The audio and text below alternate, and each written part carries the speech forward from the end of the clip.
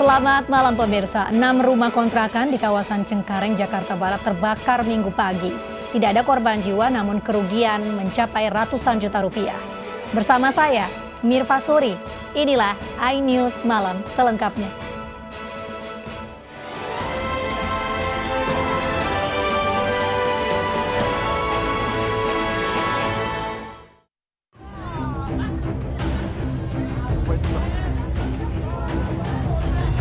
Api membakar 6 rumah di kawasan Angsana Raya Cengkareng, Jakarta Barat Minggu pagi. Banyaknya material yang mudah terbakar membuat api dengan cepat membesar dan merembet ke rumah lain yang berada di sekitarnya. Dugaan sementara kebakaran dipicu adanya korsleting listrik dari salah satu rumah. 8 mobil pemadam kebakaran dikerahkan ke lokasi. Petugas berhasil memadamkan api setelah 1,5 jam kemudian. Setengah 5. Itu PRT di mana warga itu laporannya? Jadi saya tanpa laporan saya langsung sigap langsung keluar teman-teman warga pada keluar. Gimana kondisi PRT yang ketika PRT lihat itu? Itu nyapa rumah-rumah warga? Sudah membesar api. Berapa rumah yang kebakar PRT? Meski tidak ada korban jiwa maupun luka, kerugian mencapai ratusan juta rupiah. Pasca kebakaran, sebanyak 25 warga yang terdiri dari 7 kepala keluarga mengungsi di pos RW 12 Cengkareng Timur. Warga yang mengungsi kekurangan pakaian, makanan dan air bersih serta kebutuhan untuk anak-anak. Dari Jakarta, tim liputan iNews melaporkan. Sebuah minibus di Makassar, Sulawesi Selatan terbakar di SPBU. Warga yang panik langsung berjibaku memadamkan api dengan alat seadanya.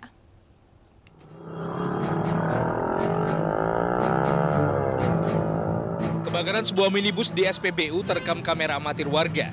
Peristiwa ini terjadi di SPBU yang terletak di Jalan Perintis Kemerdekaan, Kota Makassar, Sulawesi Selatan dini hari tadi. Kobaran api yang terus membesar membuat warga dan pengendara lainnya panik. Bahkan minibus sempat beberapa kali mengeluarkan suara ledakan.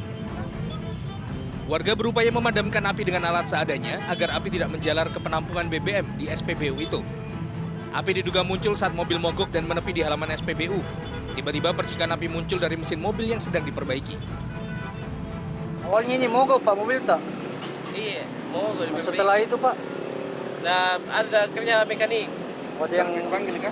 Itu Iya, mekanik kita panggil atau bagaimana? Mekanik saya panggil Pak. Oh, Iya. kemungkinan ada kesalahan Pak begitu saat mengatasi tadi itu mogoknya sehingga terbakar. Saya buka pompa bensinnya Pak. Iya. Buka pompa bensin. Iya. Terus saya cantol di aki tespen. Saya kontak. Iya. Kontak. Mau cari di mana kabelnya bermasalah. Iya. Setelah itu Pak? Setelah itu saya sama-sama orangnya dia senter saya pakai HP. Iya. Saya buka itu tangkinya langsung. Petugas dari Polsek Taman Larea dan tim Inafis Polrestabes Kota Makassar langsung melakukan olah TKP setelah api berhasil dipadamkan. Sementara pelayanan pengisian BBM di SPBU setempat terhenti akibat kebakaran ini. Dari Makassar, Sulawesi Selatan, Muhammad Nurbone, iNews melaporkan.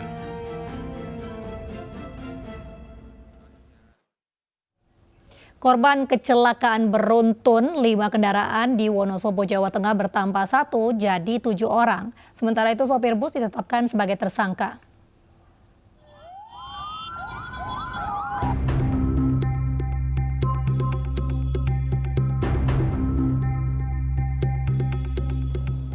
Korban meninggal akibat kecelakaan beruntun di kawasan Pasar Kretek, Wonosobo, Jawa Tengah bertambah menjadi 7 orang. 1 korban meninggal sebelumnya dirawat intensif di Rumah Sakit PKU Muhammadiyah Wonosobo. Saat ini masih tersisa 1 korban yang dirawat di ruang ICU karena mengalami cedera di kepala. Sedangkan 1 korban lainnya menjalani rawat jalan karena mengalami luka ringan.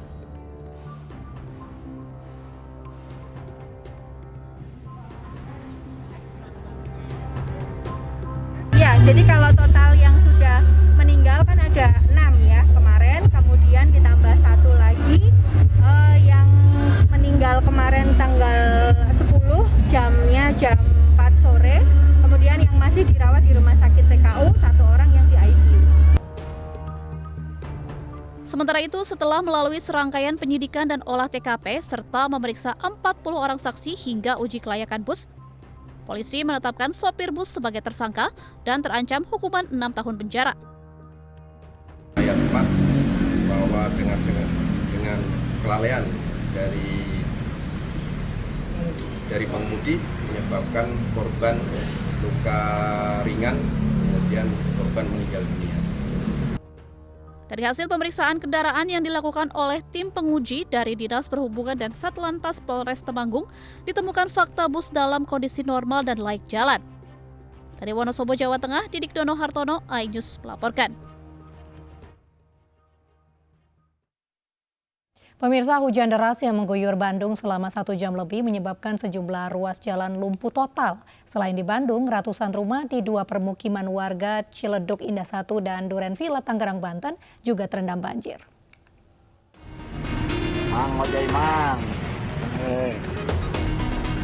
Inilah video amatir di Jalan Kopo, Bandung, Jawa Barat. Banjir menggenangi jalan hingga tidak bisa dilalui oleh pengendara mobil ataupun motor. Banjir juga menggenangi jalan Lewi Panjang.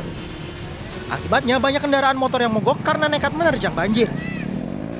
Selain melumpuhkan beberapa ruas jalan, banjir juga menggenangi pemukiman warga di kawasan Jalan Peta setinggi 80 cm.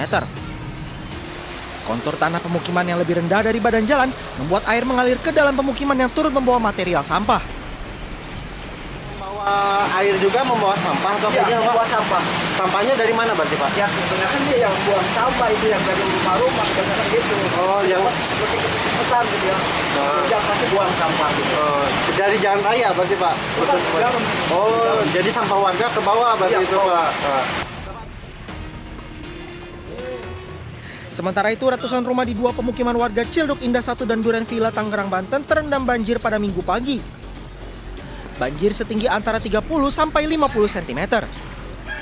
Selain merendam rumah warga, banjir kiriman dari Bogor juga memutus akses Jalan Kiai Hashim Asy'ari, penghubung warga Tangerang, Jakarta. Petugas gabungan Badan Penanggulangan Bencana Daerah setempat bersama unsur TNI Polri sudah mengevakuasi sebagian warga terdampak banjir.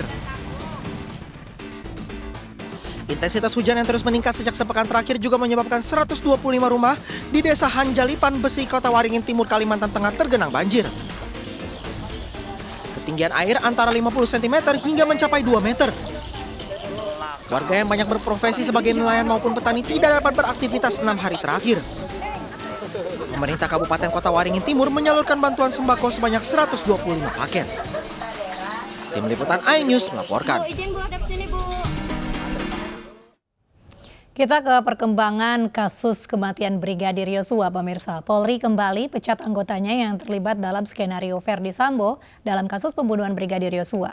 Kali ini mantan Wardir Krimum Polda Metro Jaya AKBP Jerry Raymond Siagian diputuskan untuk diberhentikan tidak dengan hormat dalam sidang kode etik Polri.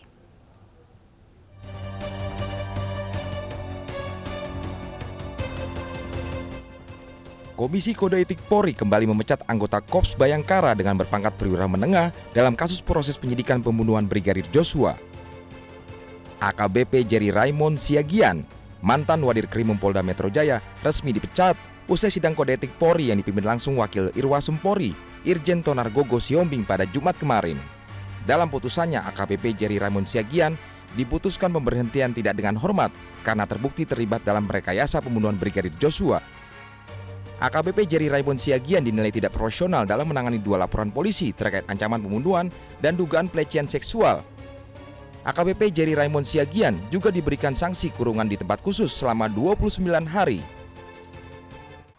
Pasal yang dilanggar, kembali lagi saya ulangi, pasal 13 ayat 1 PP nomor 1 tahun 2003 tentang pemberhentian anggota Polri, junto pasal 5 ayat 1 huruf C, Peraturan Kepolisian nomor 7 tahun 2022 tentang Kode Etik Profesi dan Komisi Kode Etik Polri. Jerry yang masuk dalam daftar 24 personil Polri dimutasi ke Yanmar Polri terkait kasus pembunuhan Brigadir Joshua. Jerry merupakan sosok yang sempat mendesak LPSK untuk memberikan perlindungan terhadap istri Verdi Sambo yang kini berstatus tersangka Putri Chandrawati. Tim iNews melaporkan. Satu persatu anggota kepolisian yang terseret kasus Sambo diberhentikan dengan tidak hormat dari Korps Bayangkara. Namun nasib berbeda dialami 5 anggota Polri yang bebas dari pemecatan dan ditempatkan di Yanma dengan pengawasan Propam Polri.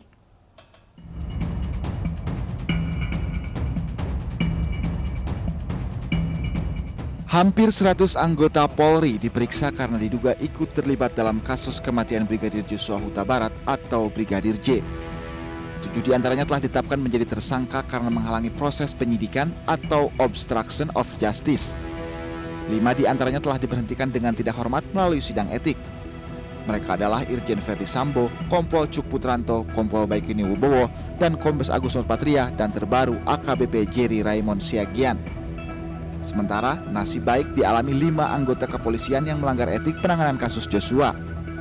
Menurut Kadif Humas Polri, Irjen Polisi Dedi Prasetyo, 5 dari 18 anggota Polri yang ditempatkan di tempat khusus atau Patsus kembali bertugas sebagai anggota Yanma Polri dengan pengawasan Propam Polri.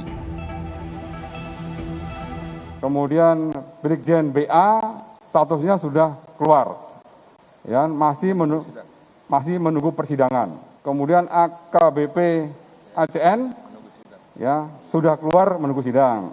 Kemudian AKBP RS sudah keluar menunggu sidang. Kemudian AKPAS sudah keluar menunggu sidang. Sementara itu, tersangka pembunuhan Brigadir Joshua Barada Richard Eliezer melalui kuasa hukumnya mengaku mengalami trauma berat karena menjadi penembak pertama Brigadir Joshua. Terkait kasus ini, Komnas HAM pun akan menyerahkan rekomendasi terkait kematian Joshua ke Presiden Joko Widodo dan ke DPR pekan depan. Salah satu rekomendasinya adalah terkait reformasi kelembagaan Polri. Tim Liputan iNews melaporkan.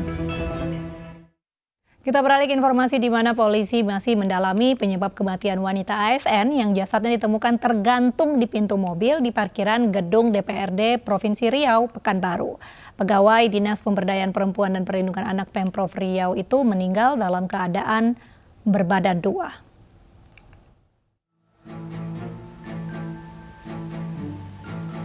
Penemuan jasad seorang wanita yang tergantung di pintu mobil menggemparkan seluruh pegawai di gedung DPRD Riau. Jasad wanita yang diketahui seorang ASN di Dinas Pemberdayaan Perempuan dan Perlindungan Anak Pemprov Riau ini pertama kali ditemukan petugas Satpol PP yang sedang berjaga di basement kantor DPRD Riau. Polisi yang mendapat laporan langsung mendatangi lokasi untuk mengidentifikasi. Setelah olah TKP, polisi langsung mengevakuasi jasad korban. Polisi belum bisa menyimpulkan penyebab kematian korban dan saat ini masih dalam penyelidikan. Untuk saat ini masih dilakukan pendalaman untuk identitas. Dari hasil olah TKP diketahui bahwa korban inisial FY, Pekanbaru, bekerja untuk PNS.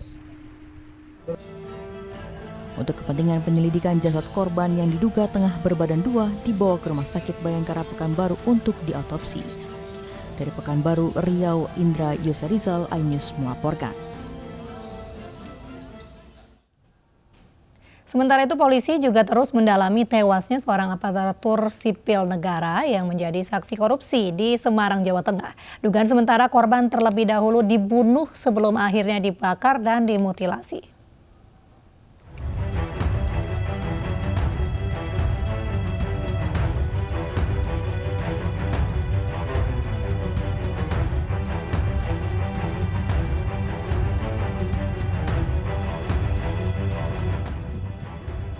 Polisi terus menyelidiki tewasnya seorang aparatur sipil negara yang ditemukan tewas terbakar bersama sepeda motornya di kawasan Pantai Marina, Semarang, Jawa Tengah.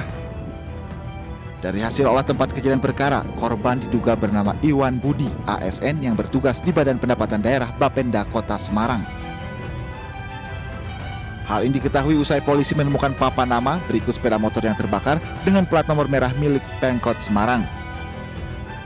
Selain itu, polisi juga mengungkap korban diduga dibunuh terlebih dahulu sebelum akhirnya dibakar. Namun demikian, polisi masih menunggu hasil otopsi tim forensik. Untuk saat ini kita masih proses awal penyelidikan. Ya, proses awal penyidikan memang ada hal-hal yang secara sepintas itu adanya diduga ini adalah pembunuhan. Diduga, ya. Karena dari TKP memang ditemukan bahwa korban meninggal, kemudian korban meninggal ini ada bekas-bekas yang mungkin diduga penganiayaan. Tapi lebih jelasnya kita menunggu hasil forensik ataupun pemeriksaan dari kedokteran. Sebelum ditemukan tewas, Kapolrestabes Semarang mengungkapkan korban sempat hilang sebelum jadwal pemeriksaannya sebagai saksi oleh Subdit Tipikor Polda Jawa Tengah atas kasus dugaan korupsi pengalihan aset pada 25 Agustus lalu. Saudara Iwan Budi yang dilaporkan hilang tertanggal 24 Agustus 2022, kurang lebih 14 hari yang lalu. Kondisi kendaraan maupun orang terbakar 100%. Tapi dari penyelidikan kasat mata, itu dari TKP tadi malam sudah kami laporkan kepada Direktur Kriminal Umum bahwa yang terbakar itu bagian leher ke bawah. Kemudian kepalanya tidak ditemukan di TKP ini. Kini, polisi masih mencari pelaku pembunuhan dan memeriksa sejumlah saksi untuk mengetahui motif pembunuhan. Dari Semarang, Jawa Tengah, Wisnu Wardana, iNews melaporkan. Seorang pemuda di Ponorogo, Jawa Timur dihakimi massa karena diduga hendak mencuri di masjid. Informasi selengkapnya usai jeda.